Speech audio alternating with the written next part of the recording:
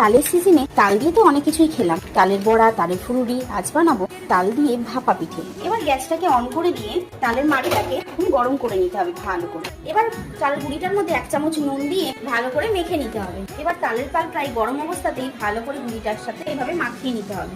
খুব নরমও নয় আর খুব শক্তও নয়, এইভাবে একটা ডো বানিয়ে নিতে হবে। এইবার আমি এরকম ফুটো আর একটা হাঁড়ি নিয়ে নেবো।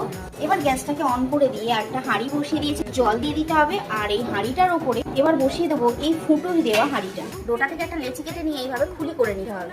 খুলিটা করে নিয়ে এইভাবে নারকেলের পুরটাকে ভরে দিতে হবে ভালোভাবে, সাইডটা যাতে মুড়ে দিতে হবে, নারকেলের পুরটা না বেরোয়। এইভাবে একে একে সব পিঠেগুলো তৈরি করে নিতে হবে।